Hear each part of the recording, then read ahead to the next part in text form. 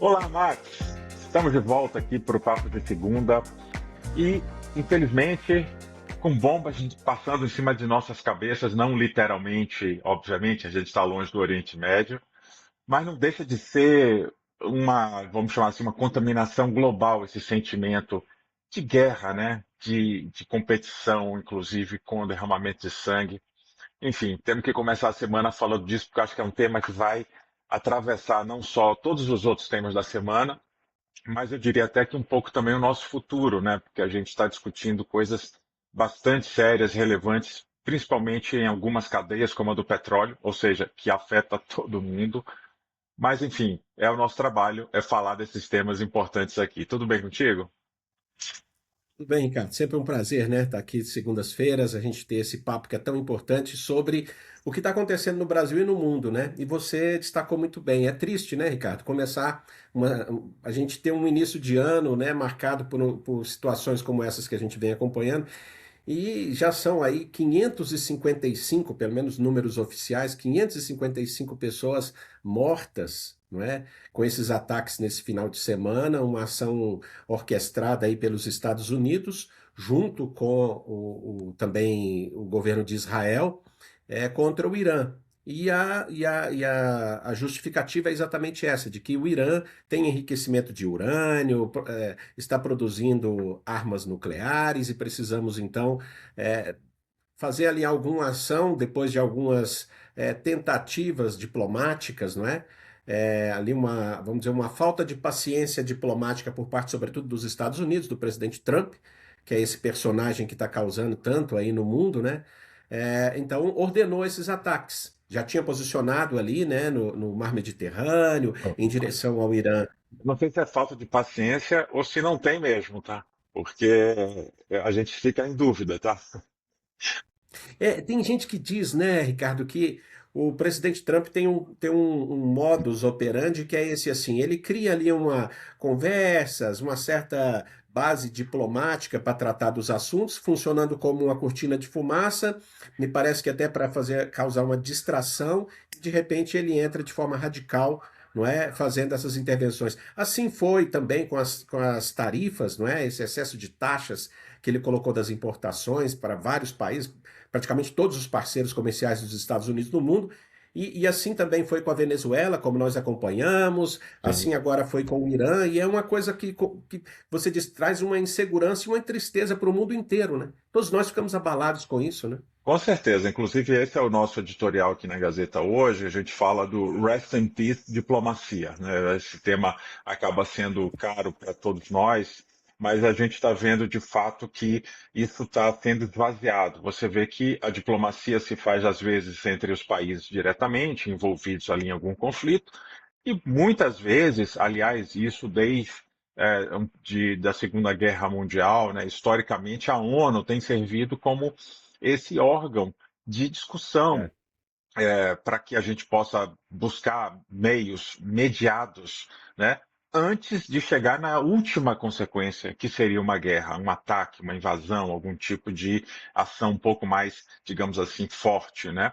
E agora a gente pulou essa etapa, né? Não tem mais a conversa, o diálogo, a tentativa de mediação de terceiros, já vai direto para aquilo. Bom, enfim, é uma pena de fato, mas aqui também na Gazeta a gente fala um pouquinho hoje sobre o que as empresas precisam reavaliar diante desse cenário de guerra no Oriente Médio. Isso porque, novamente, a questão do petróleo é uma questão global.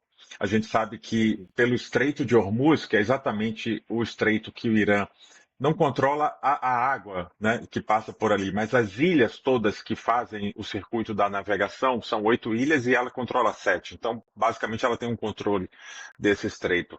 E qualquer pressão que haja dentro desse pequeno canalzinho que se sai do Golfo Pérsico para o resto do mundo, você bloqueia praticamente quase metade do petróleo que circula globalmente, 80% do petróleo que sai do Golfo Pérsico, e, aliás, não só o petróleo, o gás natural também, Gás natural. liquidificado, né, que é como o Catar principal, o Catar vende esse petróleo para o mundo. Então as empresas precisam estar muito atentas com isso. A gente levou 5, só para falar muito rapidamente aqui, pontos de atenção. Primeiro, a exposição a petróleo e derivados, por questões óbvias, né? Tem preço, tem uma série, até mesmo a própria fornecimento, né? Está aí em jogo, tá? O mapeamento de rotas e fornecedores globais, isso também é importante, porque aquela é uma rota importante para todo o resto do mundo, né? Tanto pelo que transita ali, inclusive se tiver que evitar esse trecho tem que dar uma volta muito maior, isso certamente impacta não só em prazo, mas também em custo. Com isso, também reavaliar a gestão de estoques e até contratos com clientes, porque pode ser que haja uma demora maior ou até mesmo um custo maior em algum momento aí desse processo. A gente não sabe exatamente quanto tempo, né, vai durar essa tensão. O que a gente sabe é que o Irã não é a Venezuela, né, que tem uma, digamos assim, quase que uma incapacidade de resposta, reação. O Irã realmente é um Isso. país bastante importante, não só economicamente, como também armamentisticamente, não sei se está certo falando, ou seja, é uma potência também armamentista, né? Bom, só para fechar, os dois últimos é o risco cambial e também o risco país, então a gente tem que avaliar todas as relações de quem está nesse jogo com algum tipo de alteração importante nessas duas matrizes de risco. E, por fim, a agenda de energia e sustentabilidade. Então, acho que isso pode, inclusive, acelerar, Max, para as empresas que ainda dependem totalmente do petróleo para buscar alternativas de energia, né, os famosos PPAs, são os contratos de fornecimento, que podem vir de energias alternativas e mais seguras, ou pelo menos que estão mais próximas ali, e que você não tenha tanta intercorrência de fatores completamente fora do controle, como esse, que é de uma crise internacional, que a gente, infelizmente, está vendo, ela acaba sendo uma. Não é esta crise, mas o cenário de crise acaba sendo recorrente. O mundo está incerto e, infelizmente, a gente vai ter que usar aquela expressão que a gente usou para o Covid, para cá, para esse mundo incerto, né, que é esse novo normal. Ou seja, o novo normal é realmente de muita confusão no mundo. Entendeu? É, e é muito triste a gente ver o fracasso de tentativas diplomáticas, né? Agora, o problema também é que o Irã também revidou, não é? Então, quer dizer, atacou bases militares americanas e também de Israel, não é? Ali naqueles países vizinhos. Já se tem notícia de petroleiros que foram atingidos também, até petroleiro. As informações ainda são meio desencontradas, mas talvez tenha ali petroleiros da Inglaterra que foram atingidos no Estreito de Hormuz. E, enfim, são situações aí que podem se agravar e podem ter, enfim, é um efeito cascata que pode vários países do mundo ter esses problemas, como você disse. Aumenta o petróleo, aumenta tudo, aumenta o custo de vida, né? A escassez do petróleo vai gerando isso, não é? E também pode, eu já ouvi alguns analistas trazendo aí até a possibilidade de aumento de taxas de juros em vários países em decorrência dessa situação que a gente está vendo aí. E é É, importante também, né, Ricardo, sempre, lógico, lembrar que vivem em torno aí, né, de acordo com os dados do Itamaraty, cerca de 200 brasileiros vivem ali naquela região dos conflitos, né? E o Itamaraty, as notícias são de que o Itamaraty está com dificuldades de conversar com esses brasileiros, de chegar até eles, porque estamos sem internet ali naquela região, e aí criaram ali algumas alternativas, as pessoas estão conversando por grupos de WhatsApp, algumas coisas, e o Itamaraty já estuda rota de fuga para tirar esses brasileiros ali também daquela região, né? e Vamos acompanhando. vamos acompanhando. Inclusive, o governo brasileiro, você citou em Itamaraty, ele ainda não se pronunciou, né, sobre esse conflito, mas é algo que a gente deve esperar que aconteça nesses, se não hoje, nos próximos dias, com certeza, não? Já há uma decisão no Itamaraty, a gente teve essa notícia aqui em Brasília, que já há uma decisão do Itamaraty de se manifestar contra, não é? O governo brasileiro se manifestar contra essa ação norte-americana e de Israel ali contra o Irã, mas aguardamos aí um pronunciamento oficial, não é? A respeito disso, né, Ricardo? É isso aí. Agora, mudando um pouco de assunto, mas criando uma conexão também, essa posição aí que o governo brasileiro deve se manifestar já foi até criticada, porque esse final de semana, né, Ricardo, nós acompanhamos aí manifestações, não é, pelo país, manifestações contra o governo Lula, manifestações contra o STF, e ali nessas manifestações, as lideranças, né, que falaram, muito puxado ali pelo pré-candidato Flávio Bolsonaro, né, criticaram essa provável posição oficial do Brasil de ser contra, né, de se posicionar na fala deles do lado errado da história. Não é? Nas manifestações desse fim de semana, foi dito que o Brasil deveria apoiar a ação dos Estados Unidos e não condenar essa ação dos Estados Unidos. Então, quer dizer, já trouxemos até esse tema aí para essa jornada eleitoral, que agora tudo se fala, todos os movimentos giram em torno disso, né, Ricardo? E esse fim de semana nós tivemos aí manifestações aqui em Sim, Brasília aconteceram, aí em São Paulo também, né? sim, sim, sim. Eu acho até que, só comentando com relação a isso, independente da questão geopolítica, eu vou falar da questão humana, se a gente se posicionasse a favor de uma guerra ou de uma invasão com mortes, né, eu acho que isso já seria realmente desumano.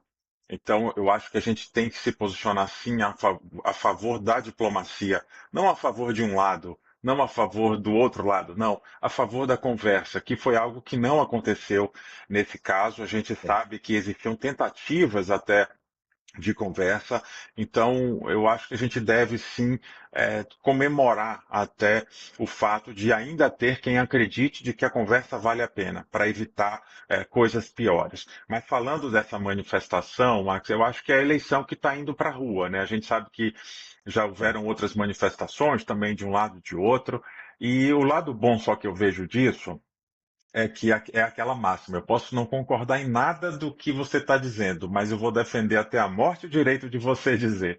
Ou seja, a gente vê a democracia, ela em prática mesmo, né? As pessoas estão na rua protestando ou levando algum tipo de, é, enfim, alguma vontade, e isso é, pode não atender, digamos assim, ao que eu digo, mas as pessoas têm liberdade para isso. Então, eu acho que é esse respeito que a gente tem que ter de um lado ou de outro é que a gente vai ter que aprender, né, a ter essa convivência pacífica com diferentes ideias, opiniões, porque é assim que a gente pode, inclusive, fortalecer o nosso projeto de país. Mas parece que as manifestações não foram muito fortes, ou pelo menos muito longe até do que já chegou a ser um dia, né?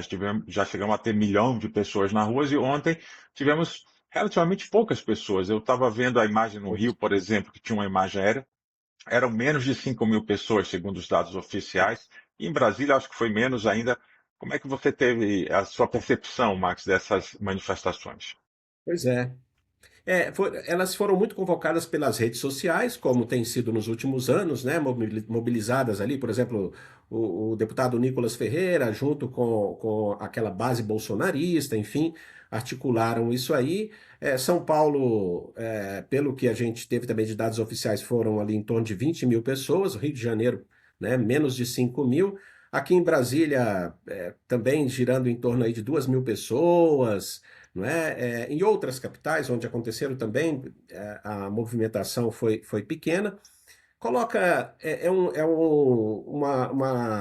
vamos dizer assim, uma realidade, não é? Que talvez esteja apresentando assim que há uma outra forma de mobilização política, de mobilização da população que talvez precise ser desenvolvida, né, Ricardo? Aquele carro de som e as pessoas todas ali acompanhando, fazendo uma manifestação, a gente percebe que gradativamente nos últimos anos elas têm sido, talvez assim, têm tido menos sucesso, uma menor adesão, não é? Até porque também tem muita gente que se tornou aí militante de internet, né? As pessoas Militante falam ali, digital, né? debatem. O debate é muito online, né? E a gente está precisando de fato de pessoas que a gente precisa desenvolver, talvez, aqui uma educação política mais densa, mais bem feita, no nosso país, né? De um engajamento talvez mais constante e não apenas quando convocados aí para as ruas e etc.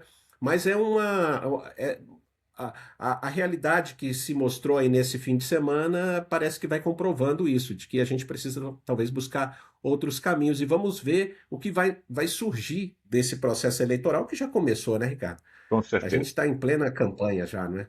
Isso é da política, a gente sabe disso, né? Qualquer ato em ano eleitoral é um ato que está ali sempre evitando as eleições, mas antes dela acontecer, tem muita coisa acontecendo aí lá no Congresso Nacional, Max. Vocês estão Cara. acompanhando essa pauta de votações importantes aí? Essa semana mesmo tem algumas, não? Pois é, Ricardo, a gente tem assim, aqui na Agência Voz, a gente tá buscando acompanhar algumas movimentações que estão acontecendo no Congresso. É, destacando aqui para quem nos acompanha nesse papo aqui alguns pontos, né? Por exemplo, o plenário da Câmara vota essa semana, a expectativa é que vote a PEC da Segurança Pública, né? Foi incorporada ao texto algo que a gente poderia chamar assim de um sistema único de segurança pública, né? Que a ideia é integrar as ações, tanto federais quanto estaduais, as polícias, a integração da inteligência de todas as polícias no combate à criminalidade. Então, isso uma pauta que está, assim, da primeira ordem, pelas pesquisas também feitas com os brasileiros, o tema da segurança pública. Então, o Congresso está tentando responder a isso, né? E ali tentando encontrar um mínimo divisor comum ali entre oposição e governo para se chegar num formato. Não está ainda, não é o formato totalmente o que foi proposto pelo governo, e nem também com todas as mudanças que a oposição gostaria de fazer, mas temos ali um texto que pode ser um ponto de partida, pelo menos para que a gente tenha de fato agora um início de um trabalho mais integrado, né, de combate à criminalidade no Brasil, que integra desde atacar a parte financeira das organizações criminosas, até também a ter um preparo maior e melhor dos órgãos de segurança pública, dos agentes de segurança pública para esse combate, né? Para que também esse combate não seja tão sanguinário, não é? Não é um combate também que se pretende que seja só feito de ações, por exemplo, de invasões de comunidades, não é? Não, não é isso. É algo que talvez tenha um pouco mais de inteligência e menor letalidade, não é? É que a gente está acompanhando. Agora, outro tema também, a CCJ, né, que é a Comissão de Constituição e Justiça da Câmara dos Deputados também, está promovendo alguns debates e algumas sessões para avançar na discussão do fim da escala de 6 por 1 para termos uma escala de trabalho 5 por 2, ou seja, com 2 dias de descanso. Então, essa semana estão já agendados alguns debates, algumas sessões para discutir isso, e a ideia é que tente-se avançar isso, obviamente, nesse primeiro semestre, né? A gente tem ali uma definição maior.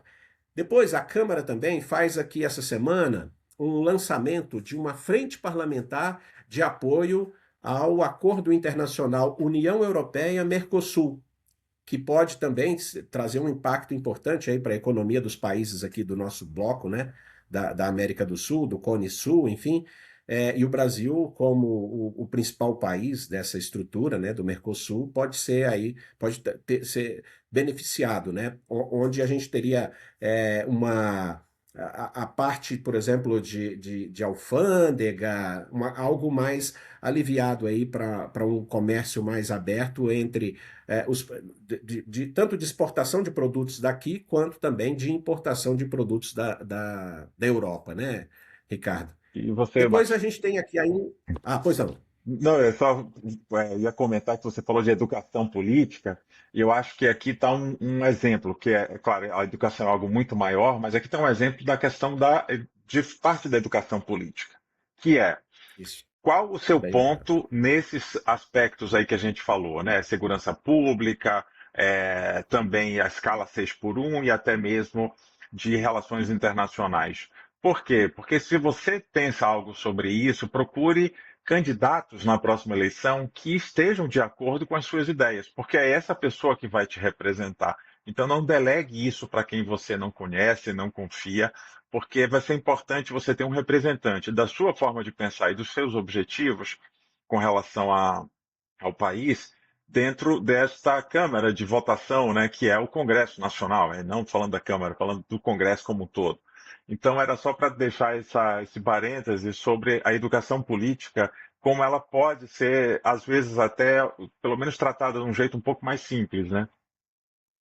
É isso, muito, muito bem observado, Ricardo. Para fechar aqui ainda sobre o Congresso Nacional, a gente tem aqui agora o Senado, né? Que essa semana está então já prevista aqui a oitiva do empresário Daniel Vorcaro, do Banco Master, não é? Ainda desdobramentos ali da CPI, aquela CPI do INSS, né? Do dinheiro que foi desviado das pessoas, que a CPI investiga, e aí o Daniel Vorcaro vem, ele é convocado, ele é obrigado, não é? A comparecer e a prestar esses esclarecimentos, esse depoimento na comissão parlamentar mista. Agora, também mais um fato triste, enfim, mas que nós tivemos aí na semana passada, exatamente ligado à CPI do crime organizado e à CPI do INSS, que foi ali uma sessão que acabou findando com troca de socos, né, e agressões entre parlamentares aqui em Brasília, quando se discutia ali a aprovação de quebra de sigilo de alguns personagens aí que há suspeitas girando em torno deles, e entre esses personagens está o Fábio Luiz da Silva, que é conhecido como Lulinha, que é o filho do presidente, né, do presidente Lula. Foi aprovada ali naquela comissão a quebra de sigilo quebra de sigilo bancário, telefônico, fiscal, enfim, do Lulinha, não é? E isso foi uma ação ali tocada muito pela oposição ao governo, e a base do governo entrou para tentar, enfim, impedir que chegasse a esse ponto, porque, obviamente, está se politizando esse processo, não é, por conta de ser um ano eleitoral, como a gente vem falando aqui.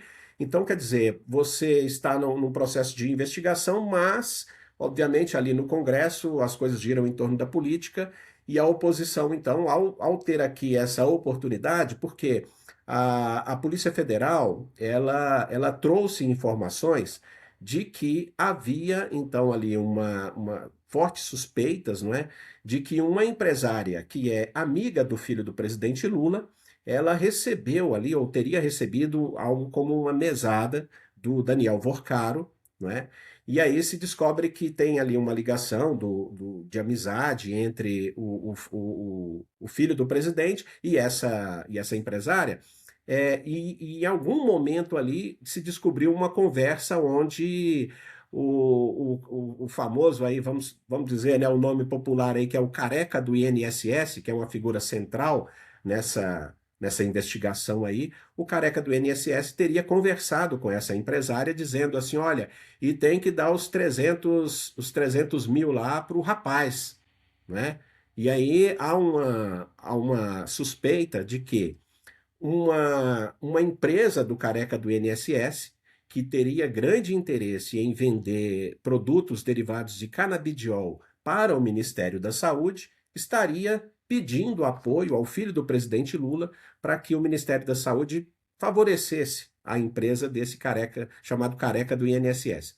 E aí essa suspeita desse tipo de conexão entre o filho do presidente e o careca do INSS nesse trabalho da CPI soa então como uma grande oportunidade para a oposição de trazer esse assunto à tona, criar um barulho em torno disso, porque pode atingir o presidente Lula nesse ano eleitoral, para poder então aquilo que é, enfim, é do jogo político, que é tentar atingir a imagem do outro candidato, né? Enfim, Nossa, faz são sentido. situações aí que a gente está enfrentando nesse momento aqui e promete aí pegar fogo essa semana aqui em Brasília, viu, Ricardo? Eu imagino. Bom, só um comentário sobre esse Careca Gate, como eu vou chamar essa novela do INSS. Eu É. espero que aqueles que saíram com as vias de fato lá no Congresso não sejam os mesmos que estejam avaliando a segurança pública do Brasil. Porque eu acho que a gente tem aqui uma grande dissonância. A gente precisa de calma, paz, tranquilidade, principalmente planos, projetos, diálogo, e não, com certeza não, deste recurso, né, principalmente para discutir segurança pública.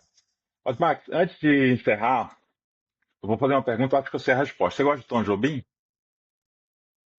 Opa! Aí, Quem não aí gosta, você né? falou uma coisa importante, hein? Uma maravilha, quem não gosta? Então, ele tem uma música tão gostosa e romântica que chama Águas de Março, né? Todo mundo conhece, é uma Pode falar. música. E a gente chegou nesse mês de março, finalmente. Então, bom, mas o romantismo acaba por aqui, porque a gente tem visto, e viu já na semana passada, e até no fim de semana tiveram novas ocorrências, as tragédias que aconteceram em Minas Gerais por conta das chuvas. E a gente sabe que, obviamente, que a música é inspirada nessas fortes chuvas de março que encerram o verão, né?